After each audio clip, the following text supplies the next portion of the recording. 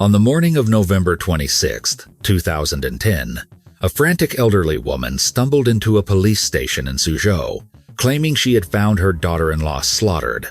Inside the apartment, officers discovered a brilliant young university professor lying in a pool of blood, her neck severed by 12 jagged cuts, the air thick with the fumes of unignited gasoline. But as detectives examined the silent, locked room, they realized the true horror wasn't a break-in gone wrong. It was something far more intimate and cold-blooded. Before we uncover the dark psychology behind this tragedy, please support the channel by hitting that subscribe button. The timeline of the tragedy began just before noon on November 26, 2010. The location was the Changshu district of Suzhou, a city in Jiangsu province, known for its canals and gardens. But inside the local police station, the atmosphere was anything but peaceful. Officers on duty looked up to see an elderly woman stumbling through the entrance. She appeared disheveled, gasping for air, her face pale and slick with cold sweat. Although she was only 60 years old, her trembling limbs and haggard expression made her appear closer to 80. Seeing her distress, officers rushed to support her, guiding her to a chair and offering water to calm her nerves. The woman identified herself as Liu Shuying, a migrant from the rural province of Shanxi.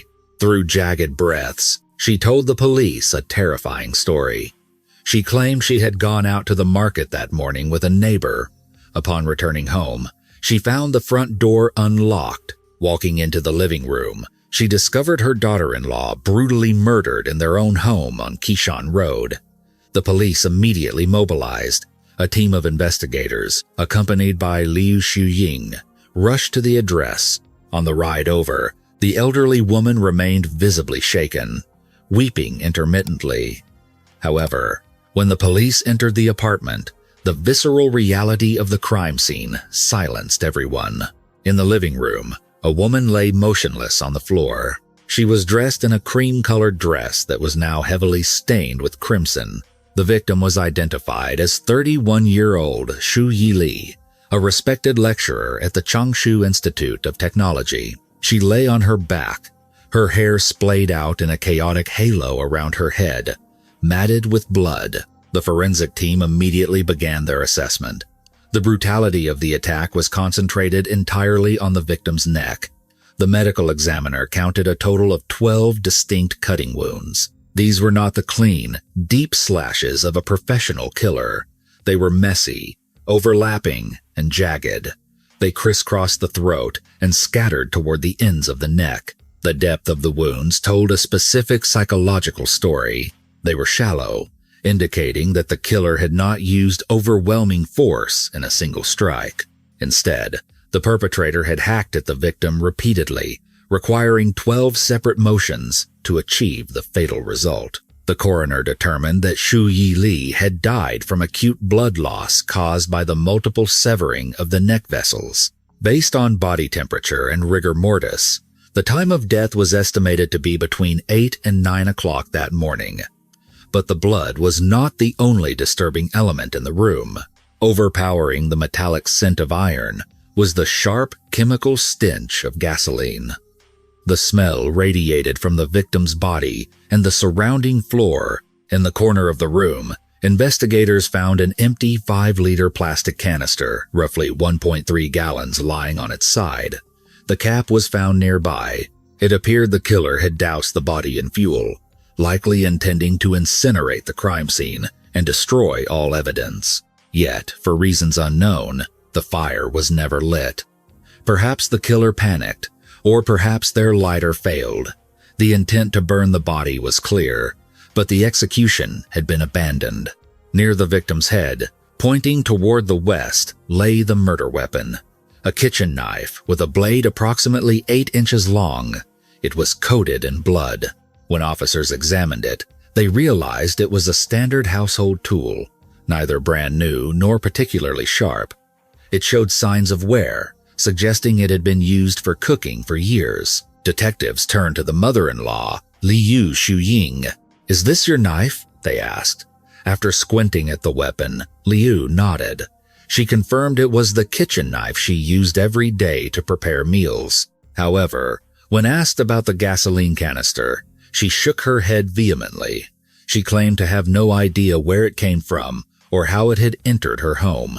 The scene presented a contradictory puzzle. The presence of the gasoline suggested premeditation. Someone had brought the fuel specifically to destroy the body. But the use of the dull kitchen knife suggested an impulsive crime of opportunity, or a plan that had gone wrong, forcing the killer to grab the nearest weapon. The forensic team scanned the floor for footprints. They found no unknown shoe prints. However, the area immediately surrounding Xu Yili's body glistened with moisture.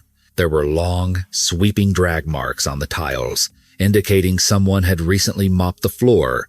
Investigators checked the bathroom. Inside, they found a mop that was still wet. When confronted with this, Lu Shuying denied cleaning the floor that morning. The deduction was chilling. The killer had stayed behind after the murder to mop up their own bloody footprints, trying to delay discovery or hide their identity. Despite the meticulous cleaning, the killer had made a critical error or had been incredibly lucky.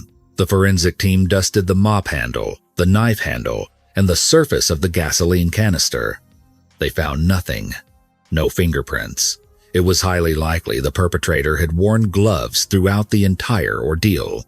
Police expanded their search to the building's trash bins and surrounding bushes, looking for discarded gloves, but came up empty-handed. The lack of forced entry was the next major clue. The apartment had 2 bedrooms, a living room, a kitchen, and a bathroom. Nothing appeared ransacked. Liu Shouying confirmed that no valuables or cash were missing. This immediately ruled out a robbery homicide. The motive was almost certainly personal, a vendetta, a grudge, or a crime of passion. In the living room, one detail stood out as odd. The television set had been unplugged from the wall. Liu Shouying offered a mundane explanation. The TV broke this morning. My daughter-in-law unplugged it and said she would take it to the repair shop at noon. Who knew she would meet such a terrible end before she could leave? Detectives moved into the victim's bedroom. It was a snapshot of a busy academic life interrupted. On the desk next to the bed sat a Lenovo laptop, still open. Beside it lay a stack of lesson plans and textbooks. Xu Yili was known as a dedicated scholar. She was currently cramming for an important proficiency exam for university lecturers. It was common for her to spend entire days glued to her screen, losing track of time. Liu Shouying told the police, "My daughter-in-law was a teacher, so she was very particular. No one was allowed to touch her things. Her room is full of important documents, so she always told us not to go in. She was very careful about locking her door whenever she left the house." This statement clashed with the crime scene. The bedroom door was wide open. The laptop was open. The lesson plans were exposed. This violated Xu Yili's established habits of privacy and security. Furthermore, there were no pry marks on the front door or the windows. The killer had entered through the front door without using force. This left investigators with 2 working theories. Theory 1. Xu Yili was working in her room but had carelessly left the front door unlocked. An intruder slipped in. Hearing a noise, Xu stepped out into the living room to investigate and was attacked. Theory 2. The killer was someone Xu Yili knew and trusted. She had voluntarily opened the door to let them in. Most of the team leaned toward the first theory, an opportunistic entry. Because Xu Yili had stepped out of her room abruptly to check the noise, she hadn't bothered to close her bedroom door or laptop, explaining the breach of her usual routine. However, the intruder theory had holes. Why bring gasoline but use a kitchen knife? Why clean the floor but leave the weapon? Without fingerprints or footprints, the physical evidence was a dead end. The police shifted their focus to victimology, digging into Xu Yili's social circle.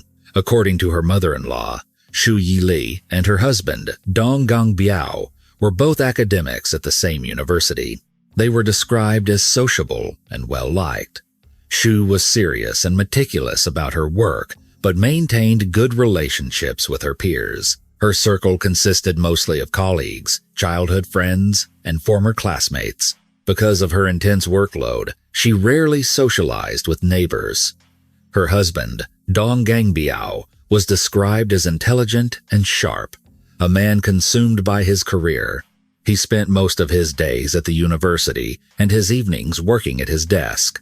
They had a young daughter, and to the outside world, the family seemed stable with few major conflicts. "Where's the husband?" the lead detective asked. "He has been on a business trip to Beijing for nearly a week," Liu Shouying replied. "He isn't scheduled to return until tomorrow. I called to tell him the terrible news, but Beijing is far from Jiangsu. He probably hasn't been able to make it back yet." Liu then provided her own timeline. She claimed she left the apartment at 8:30 that morning to go to the market with her neighbor, a woman named Mrs. Feng. At that time, Xu Yili was still alive and working in her room. Liu remembered telling her daughter-in-law that she was going out to buy food for lunch and reminding her to lock the door. She admitted she had only pulled the door shut without engaging the deadbolt. She seemed totally normal, Liu recalled. When she heard I was going to the market, she even asked me to buy some dried bamboo shoots so she could cook duck vermicelli soup for lunch. She didn't mention any guests coming over. Police verified this with the neighbor, Mrs. Feng. They had indeed walked to the market together, but Mrs. Feng provided a crucial lead. She remembered that as they were walking away from the apartment building, she saw a woman who looked familiar heading toward the victim's home. She was riding a 3-wheeled scooter, Mrs. Feng told police. There was something on the back, covered by a black cloth. "I think she is a colleague of Xu Yili. She has visited the house twice before." Using the description provided by the neighbor and the mother-in-law, police went to the university. They quickly identified a female colleague named Mai Sufeng. Mai fit the physical description perfectly, and investigation revealed a scandalous detail. Mai Sufeng was also a close friend of the husband, Dong Gangbiao. Rumors were rampant on campus that Mai and Dong were having an affair. It was an open secret that Xu Yili and Mai had argued over this relationship in the past. Mai Sufeng, a 31-year-old divorcee living just over a mile from the crime scene, was immediately brought in for questioning. When police arrived at her door, Mai seemed stunned. Upon hearing that Xu Yili was dead, she appeared visibly shaken and confused. "I just saw her yesterday at school," Mai stammered. "She wasn't sick. How could she just die?" Detectives were skeptical of her shock, suspecting it might be an act. They pressed her. "What were you doing at Xu Yili's house this morning?" Mai looked bewildered. "I didn't go to her house. We haven't been on speaking terms lately because of the tension. If we see each other at school, we just nod and walk away. Why would I visit her? A witness saw you heading that way," the detective countered. Mai clarified the situation immediately. "I wasn't going to her house. I was going to visit another college friend, Han Yan. She lives on the same street. You have to pass Xu's building to get to Han Yan's place." Police cross-referenced this alibi. They contacted Han Yan, who confirmed that Mai had indeed arrived at her house that morning. Han Yan had been waiting outside, jumped onto Mai's scooter, and the two had gone shopping at a mall. CCTV footage or receipts likely corroborated this. Mai Sufeng was cleared. The mystery woman was a coincidence. With the love triangle theory weakening, investigators looked closer at the marriage. Colleagues whispered that despite the mother-in-law's claims of harmony, Xu Yili and Dong Gangbiao fought frequently about money. Detectives pulled Dong Gangbiao's travel records. Liu Xiuying had insisted he was in Beijing until tomorrow. However, railway records showed a discrepancy. Dong Gangbiao had disembarked at the Suzhou train station at 7 o'clock that very morning. A colleague who had been on the same trip confirmed this. They had finished their work early and returned a day ahead of schedule. This changed everything. Dong Gangbiao was in the city at the time of the murder. Yet, he hadn't come home. He hadn't called. Where was he? Did he sneak into the apartment, kill his wife, and then flee? The police pivoted instantly. Dong Gangbiao became the prime suspect. A manhunt was launched to locate him. Meanwhile, back at the apartment, a team of officers remained with Liu Shouying. As news arrived via radio that Dong Gangbiao was now the main suspect, the elderly woman's demeanor shifted drastically. Upon hearing her son was being hunted by the police, Liu Shouying began to tremble violently. Beads of sweat rolled down her forehead. The grieving grandmother act dissolved into sheer panic. Before the officers could ask what was wrong, Liu Shouying held out her wrists. "Officers," she said, her voice shaking but resigned. "Handcuff me, please. I am the one who did it. I killed my daughter-in-law, Xu Yili." The room went silent. The detectives stared at the frail 60-year-old woman.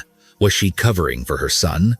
Or was the monster they were hunting standing right in front of them?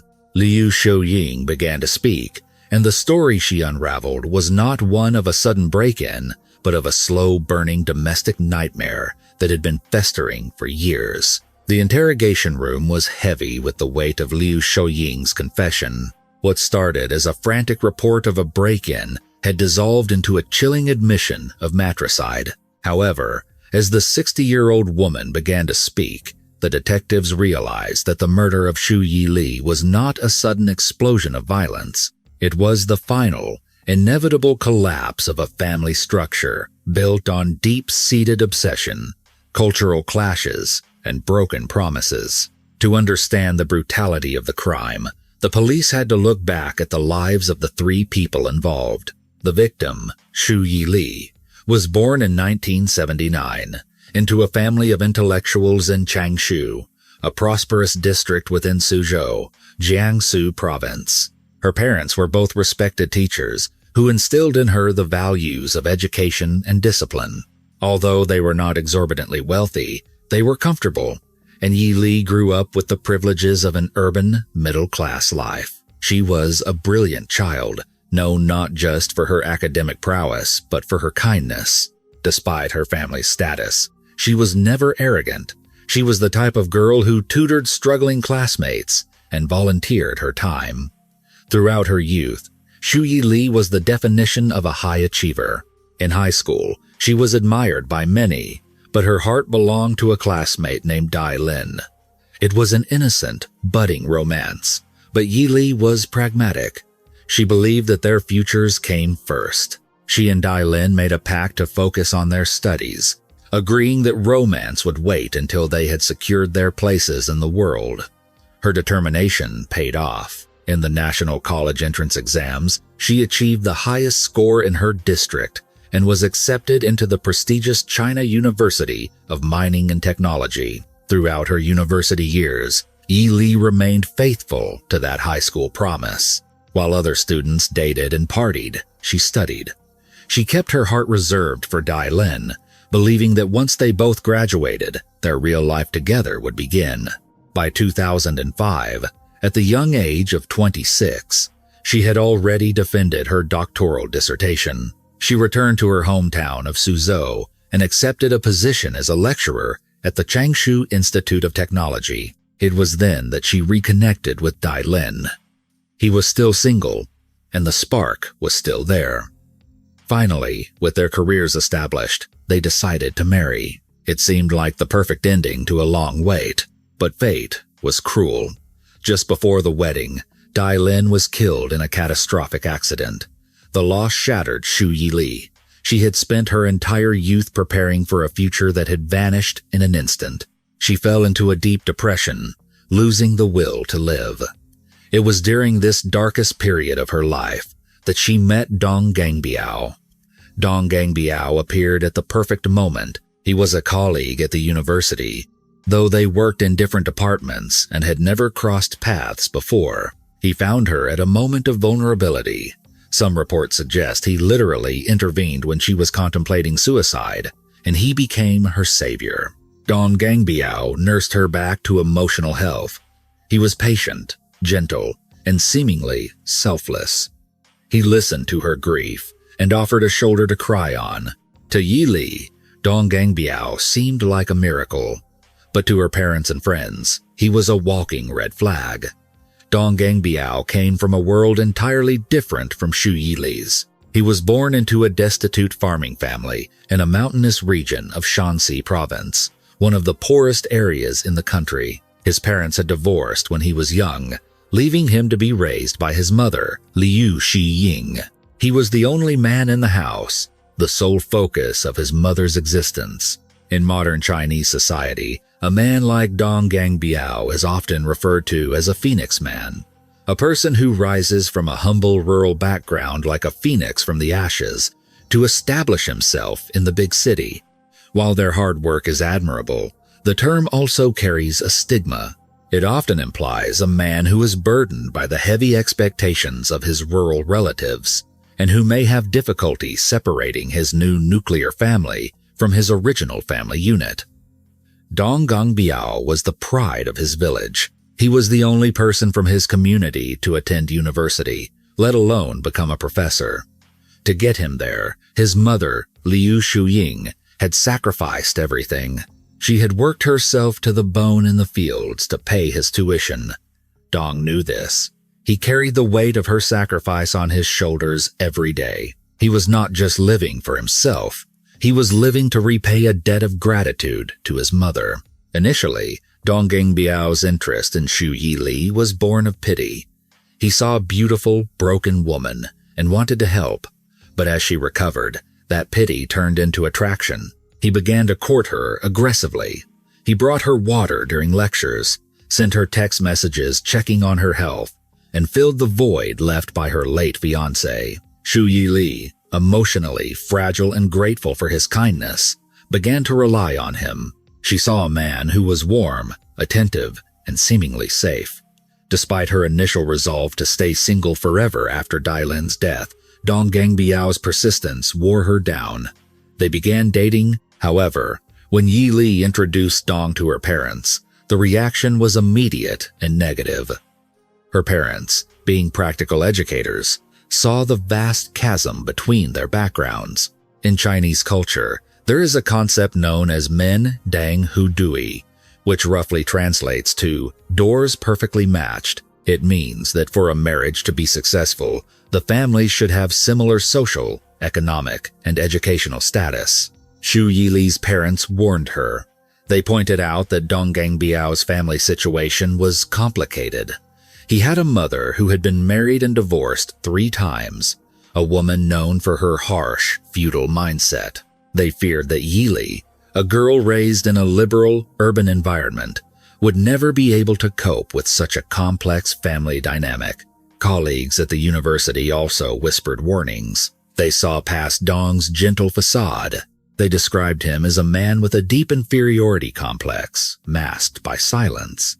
Someone whose inner world was far more calculating than his simple exterior suggested. But Yili was in love, and more importantly, she was stubborn. She argued that Dong's poverty was a badge of honor. It proved his resilience. She told her parents that money didn't matter. They could build a fortune together with their own hands. She believed that true love could conquer socioeconomic differences. She told herself that if she couldn't marry Dong, she would rather remain alone for the rest of her life. Desperate to win her parents' approval, Dong Gangbiao resorted to extreme measures. He knelt before Yi Li's elderly parents, tears streaming down his face. He swore an oath to them. He promised that he would treat Yi Li like a queen. Crucially, he promised that because his mother was difficult, he and Yi Li would live separately from her after the wedding to avoid any conflict. Moved by his apparent sincerity and their daughter's ultimatum, the parents finally relented. The couple married in November 2005. Initially, life was sweet. However, reality soon set in. Both were young academics on modest state salaries. They could not afford to buy a house in the booming real estate market of Suzhou. Instead, they moved into a faculty dormitory provided by the university. It was a tiny apartment, barely more than 100 square feet, consisting of a single bedroom and a small living area. It was cramped, but for 2 people in love, it was enough. But the peace did not last. The promise Dong Gangbiao made to keep his mother at a distance was broken almost immediately.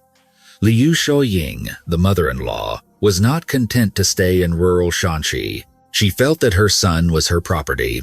She had raised him, suffered for him, and now that he was a successful professor in a big city, she intended to reap the rewards.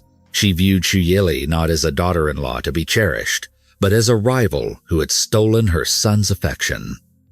To Liu Shouying, her son was gold and jade. She believed he could have married a billionaire's daughter or a high-ranking official. In her eyes, Xu Yili, despite being a doctor of philosophy and a beauty, was not good enough. She resented that her son called his wife every day, but rarely called his mother. Liu Shouying began visiting the tiny dormitory apartment. At first, she stayed for a few days, then a week, then she simply refused to leave. The living situation quickly devolved into a nightmare that is difficult for the modern mind to comprehend. The apartment was barely 100 square feet. When Liu Shouying moved in, the space became suffocating. Xu Yili, trying to be the dutiful daughter-in-law, welcomed her mother-in-law with forced smiles. She and Dong went to a shopping center and bought a foldable foam mattress, intending to set it up in the living area for the guest. But Liu Shouying looked at the mattress and sneered. She refused to sleep on it. She declared that she missed her son and wanted to sleep in the bedroom in the marital bed with him. Most husbands would have drawn a line there, but Deng Gangbiao was a man paralyzed by filial piety and a lifetime of emotional enmeshment with his mother. He told his wife, "It is no big deal. I slept with my mother all the time when I was a child. She is old and lonely. Just let her be." And so, in a twisted display of family hierarchy, the mother and son slept in the double bed in the bedroom, while Xu Yili, the wife, was forced to sleep on the folding mattress in the living room. This arrangement was not a one-time occurrence. It became a pattern. It was a daily humiliation that stripped Yili of her status as a wife and reduced her to an outsider in her own marriage. The cultural clash extended to every aspect of daily life.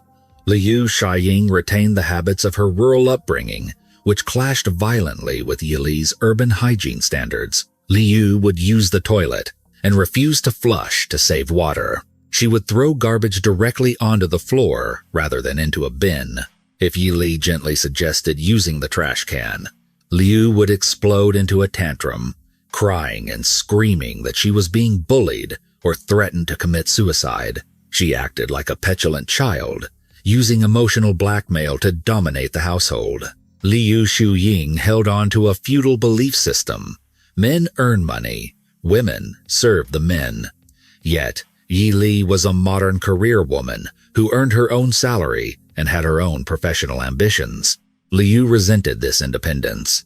She constantly interfered, trying to assert dominance. If she caught the couple trying to be intimate, she would find ways to interrupt them, banging on doors or feigning illness. She banned her son from doing any housework, insisting that such menial tasks were beneath a scholar and belonged solely to the woman.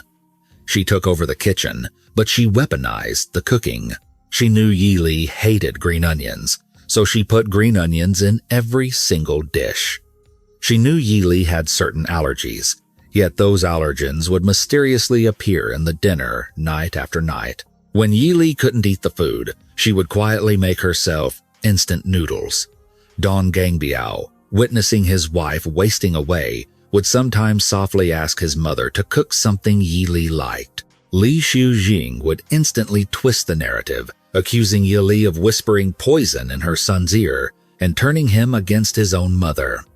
Because Yili was educated and conflict-averse, she chose silence. She swallowed the insults. She retreated into her work, but the more she retreated, the more aggressive her mother-in-law became. Yili begged her husband for help. At first, Dong Gangbiao tried to mediate. He would defend his wife in private, but the moment he stood in front of his mother, he crumbled. He was terrified of her tears and her accusations of unfilial behavior. He chose the path of least resistance, appeasing his mother and asking his wife to endure. "She is old," he would say. "She had a hard life. Just tolerate it a little longer." The betrayal by her husband was more painful to Yili than the abuse from her mother-in-law. She began to call her parents, weeping over the phone. She admitted that the marriage was a mistake. She told them she wanted a divorce. This was the turning point where Yili could have escaped. But the social pressure of face and reputation intervened. Her parents, being respectable teachers, were terrified of the scandal a divorce would bring. In 2006, divorce was still seen as a significant failure, especially for a woman of her standing. They advised her to be patient. They believed that kindness could melt a heart of stone. In a tragic attempt to save their daughter's marriage, Xu Yili's parents tried to bribe the mother-in-law with kindness. They invited Liu Xiuying to their home. They treated her to expensive meals. They paid for a costly surgery to cure a chronic eye condition she had suffered from for years. They bought her new clothes, new shoes, and reading glasses. They hoped that by showing her such generosity, she would feel a sense of debt and treat their daughter better. For a brief moment, it seemed to work. Liu Xiuying, with her eyesight restored and her bags full of gifts, felt a flicker of gratitude. She agreed to return to Shianqi. When Yili stood on the train platform, watching her mother-in-law wave goodbye, she wept. They were tears of exhaustion, relief, and pity. She thought the nightmare was over. She thought she had her husband and her home back. She was wrong. The peace was merely a ceasefire, and the war was about to escalate with the arrival of a new generation. In 2007, Xu Yili discovered she was pregnant. It should have been joyous news. Instead, it was the catalyst that would bring the monster back into her home, and this time, the friction would turn lethal. By 2007, the fragile peace in the Dong household was shattered by what should have been a blessing. Xu Yili discovered she was pregnant. For a moment, the couple was ecstatic. The prospect of a new life offered a chance to reset their strained relationship. However, as the initial excitement faded, a practical reality set in. They were still living in the faculty dormitory, a space no larger than 100 square feet. It was barely enough for 2 adults, let alone a crying infant, and all the equipment a baby required. Yili, thinking logically as a mother, approached her husband with a proposal. She wanted to move. She did not ask for a mansion or a luxury villa. She simply suggested they pool their savings and buy a modest apartment in the city, something with enough room for a crib and a play area. She assumed her husband would agree. After all, they were both employed professors, and it was the natural next step for a growing family. To her shock, Dong Gangbiao exploded. For the first time in their marriage, the mask of the gentle scholar slipped completely. He screamed at her, his face twisted with a rage she had never seen before. "You think I have money to buy a new house?" he bellowed. "What is wrong with this place? It is free. Why are you so obsessed with material things?" He immediately weaponized his background against her. He reminded her that his mother, Liu Xiuying, had raised him in a mud hut in the mountains, often alone and starving. Yet he had turned out fine. He accused Yili of being spoiled, fragile, and incapable of enduring hardship. "If you cannot handle a small room," he sneered, "how can we ever spend a lifetime together?" Yili was stunned into silence. She had not meant to insult him. She just wanted a home for their child. What she did not know was that Dong's outburst was not just about pride, it was about guilt. The family finances were not as stable as she thought. While Yili was saving every penny, Dong Gangbiao had developed a secret vice. The honest country boy had started gambling. He was frequenting card games and betting circles, bleeding away their potential down payment. His aggression was a defense mechanism, a way to cover up the shame of his empty bank account. Sensing that her husband had changed, he had become colder, more volatile, and prone to sudden mood swings. Yili retreated. She became quieter, walking on eggshells in her own home. But her desire to provide a stable environment for her child remained her priority. Since her husband refused to help, she turned to the only safety net she had, her parents. Xu Yili's parents, heartbroken by their daughter's living conditions, stepped in once again. They dipped into their retirement savings and bought a spacious new apartment in Changshu for the young couple. In a gesture of immense generosity and trust, they put both Xu Yili and Dong Gangbiao's names on the deed. They hoped that by giving Dong ownership of the property, he would feel secure, respected, and finally step up as a responsible husband and father. The couple moved into the new home. For a brief window, it seemed like a fresh start. But the arrival of the baby brought with it the return of the matriarch. Since Yili was a first-time mother, and her own parents were still working full-time at the university, they could not provide round-the-clock childcare. Dong Gangbiao insisted that his mother, Liu Shiying, return from Shanxi to help. Yili, desperate for support and hoping that the new, larger house would dilute the tension, agreed. Liu Shiying arrived, and the dynamic of the household shifted instantly. The spacious apartment did not create distance. It simply provided a larger battlefield. The conflicts began with the baby. Liu Shiying insisted on raising the child, according to the rural traditions of her village in Shanxi, methods that were scientifically outdated, and to Yili, horrified. The breaking point came over feeding. Liu Shiying would take food into her own mouth, chew it into a pulp, and then spit it directly into the baby's mouth. Yili, a woman of science and hygiene, was appalled. She tried to explain about bacteria, tooth decay, and the risk of infection. She begged her mother-in-law to stop, but Liu Xiying took this as a personal insult.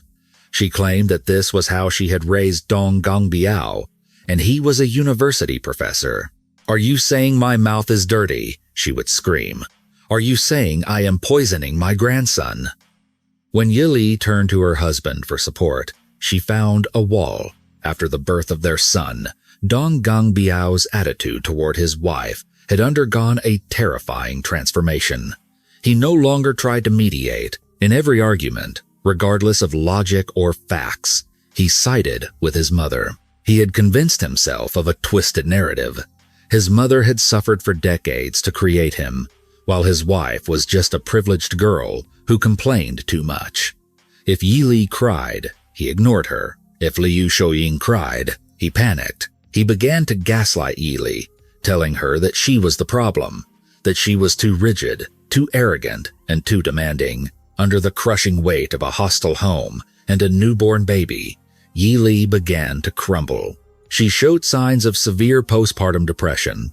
She was isolated, sleep-deprived, and constantly criticized. Unable to take it anymore, she finally gathered the courage to speak to her parents about the unthinkable: divorce. Her parents, seeing their daughter's hollow eyes and thinning frame, agreed. They marched to the Dong residence to confront their son-in-law. They were ready to end the marriage and take their daughter home. But Dong Gangbiao was a master of emotional manipulation. The moment he realized he was about to lose his wife, and perhaps more importantly, the house and the financial stability she provided, he collapsed. For the second time in their relationship, he fell to his knees. He grabbed his in-law's legs, weeping uncontrollably. He admitted he was wrong. He admitted he had been a terrible husband. He swore on his life that he would change, that he would never let his mother bully Yili again, and that he would never raise a hand against her. Yili's parents were decent, soft-hearted people. They looked at their son-in-law, prostrate on the floor, and then at their sleeping grandson. They thought of the child growing up without a father. They thought of the stigma. Once again, they chose forgiveness. They relented, extracting promises that were destined to be broken. The reconciliation bought Yili a temporary reprieve, but it enraged Liu Shiying. The mother-in-law felt humiliated that her son had knelt before these city people. Her resentment toward Yili curdled into pure hatred. Since she could not attack Yili openly when Dong was watching, she began a campaign of covert psychological warfare. When the adults were away, Liu Shiying would take her frustrations out on the baby. She would pinch the infant hard, making him scream in pain, simply to distress Yili. When Yili rushed to comfort the child, Liu would smirk or feign ignorance. The abuse escalated. When Dong Gangbiao went on business trips, Liu Xiying would lock the front door from the inside. Yi Li would return home from work to find herself barred from her own house. She would pound on the door, hearing her son crying inside, but Liu would ignore her, sitting in silence or turning up the television. On several occasions, a humiliated Yi Li was forced to sleep in the hallway outside her apartment or beg friends for a place to stay for the night. She would call Dong Gangbiao, sobbing, telling him what his mother was doing. But over the phone, Dong was dismissive. "She is an old woman," he would say, his voice flat. "She probably just didn't hear you. Why do you have to make everything into a drama? Just be patient." Yi Li reached her limit. She told Dong that this could not continue. One of them had to go. She demanded that Liu Xiaoying be sent back to Shanxi permanently. Cornered, Dong Gangbiao played his trump card. He looked at his wife with tear-filled eyes and dropped a bombshell. "My mother has cancer." He claimed that Liu Xiaoying had been diagnosed with gallbladder cancer and had only a short time left to live. He wanted to keep her in Suzhou to provide her with the best medical care and to spend her final days with her grandson. The news broke Yi Li's resolve. Despite the abuse, she was a compassionate woman. She could not kick a dying woman out of her home. Guilt-ridden for her previous anger, she softened. She agreed to let Liu stay. She even tried to be kinder, swallowing her pride to make the old woman's final months comfortable. But the cancer was a lie. Months passed, and Liu Xiaoying showed no signs of deteriorating. In fact, she seemed more energetic and malicious than ever. Suspicious, Yi Li finally insisted on taking her mother-in-law to the hospital for a comprehensive checkup. The results were clear. There was no tumor. There was no cancer. Liu Xiaoying had a simple case of gallstones and chronic cholecystitis, painful, perhaps, but certainly not fatal or terminal. The revelation shattered the last remnants of trust in the marriage. Yi Li confronted her husband. "You lied to me," she said. "You used cancer to manipulate me." Instead of apologizing, Dong Gangbiao turned vicious. He was furious that his lie had been exposed. He attacked Yi Li for spying on his mother and for lacking empathy. "So what if it isn't cancer?" he shouted. "She is still sick. She is still my mother. You are heartless." From that day on, the marriage was effectively over. Yi Li stopped trying. She began to live a separate life within the same house. She would leave early for work and return late, eating her meals in the university cafeteria to avoid sitting at the table with Liu Xiaoying.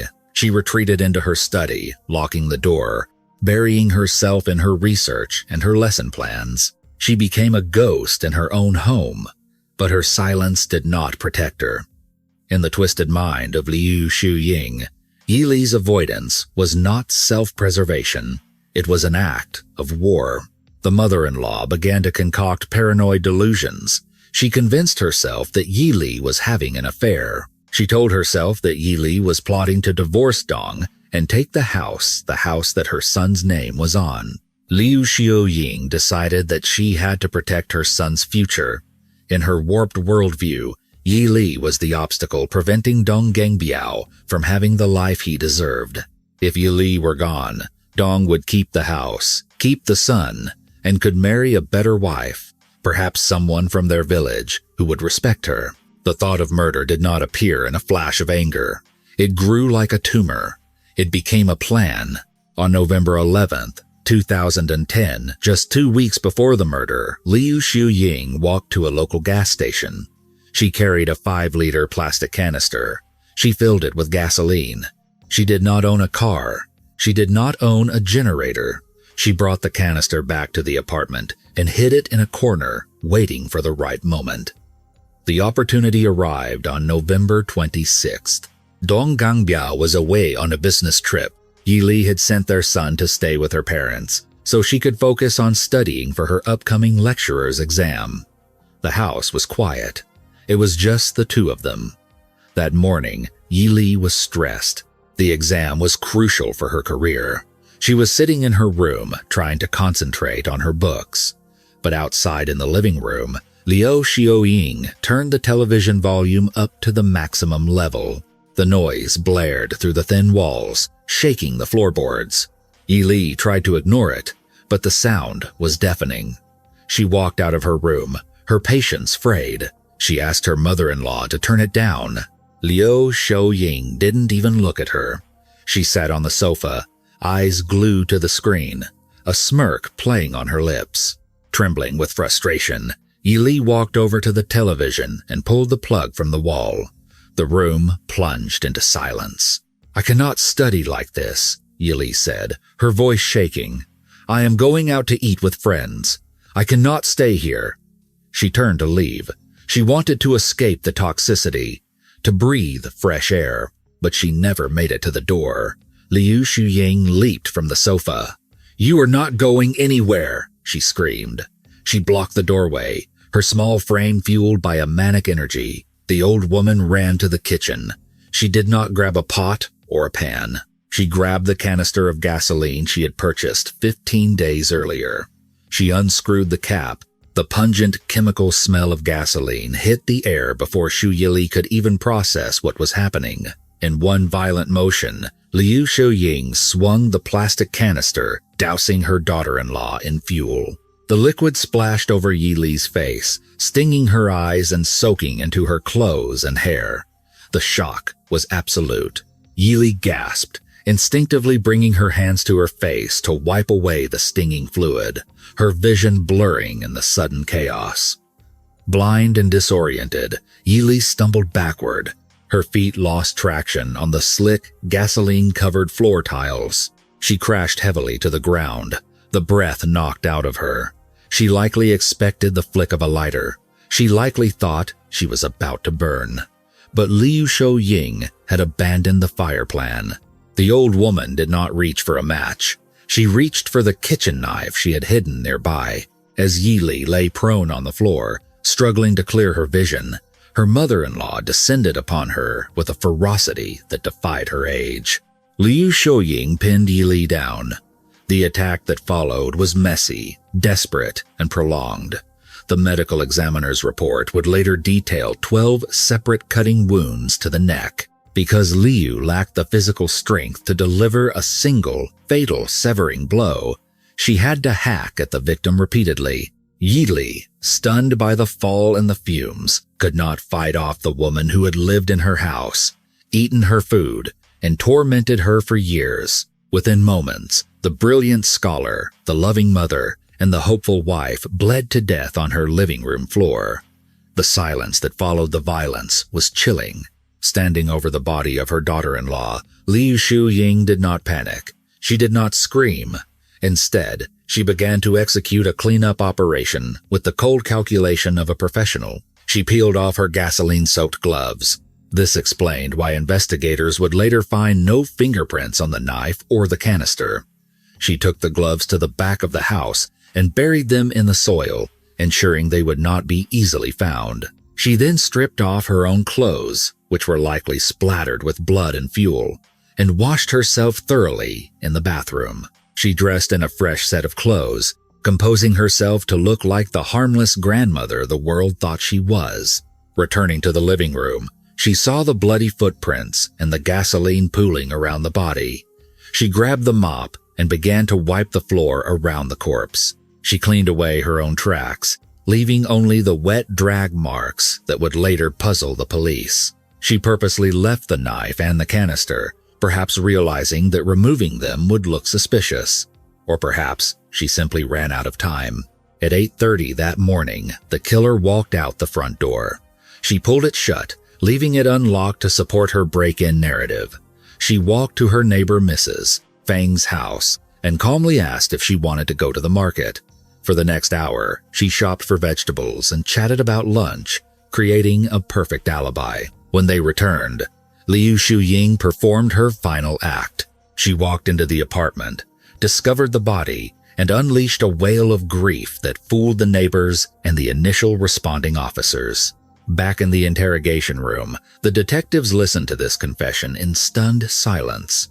The elderly woman sitting before them was not a frail victim. She was a cold-blooded murderer, But one question remained. Why confess now? She had successfully staged the scene. She had an alibi. Why give up?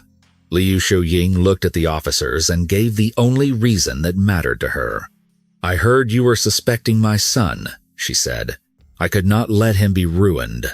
Even in her confession, her motivation was not remorse for the life she had taken, but protection for the son she idolized. She had killed Yi Li to save her son's future, and she was confessing to save him again.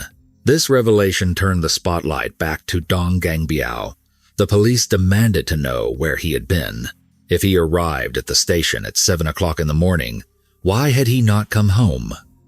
Dong Gangbiao provided an alibi that was technically airtight, but morally bankrupt. He explained that after arriving in Suzhou early, he did not want to go home to face his wife and mother. Instead, he had gone directly to the university. A colleague had fallen ill and was unable to lead a scheduled field trip for a group of students. Dong, seeing an opportunity to avoid his domestic troubles, volunteered to take his place. He had spent the morning on a bus with students, miles away from the crime scene. Legally, he was in the clear. He had not held the knife. He had not poured the gasoline. But investigators and the public were left with a darker suspicion. Did he know? The police looked at the timeline. The abuse had escalated for years. The mother had bought gasoline 15 days prior. Dong had lied about his mother's cancer to keep her in the house. Was it possible he knew his mother was planning something? Or had he simply created the environment where this violence was inevitable, winded up the mechanism, and then conveniently left town when it was set to strike? There was no evidence to charge him with conspiracy. Dong Gangbiao walked free. The trial of Liu Shuying began the following year. On December 2nd, 2011, the Suzhou Intermediate People's Court delivered its verdict. Liu Shuying was found guilty of intentional homicide. The brutality of the crime, dousing a victim in gasoline and hacking her to death, warranted the harshest punishment. The judge sentenced her to death. However, the sentence came with a crucial addendum: death with a 2-year reprieve. In the Chinese legal system, this is a common sentence for serious crimes where there are mitigating factors. It means the death penalty is suspended for 2 years. If the convict does not commit another crime during those 2 years, the sentence is automatically commuted to life imprisonment. Furthermore, with good behavior, life imprisonment can be reduced to a fixed term of 25 years or less. But Liu Shuying would not even serve that time. 2 years after her sentencing, the cancer that Dong Gangbiao had lied about suddenly became a convenient reality, or at least, a convenient medical diagnosis. Liu Shuying was diagnosed with a serious illness while in prison. Under the humanitarian provisions of the law, she was granted medical parole.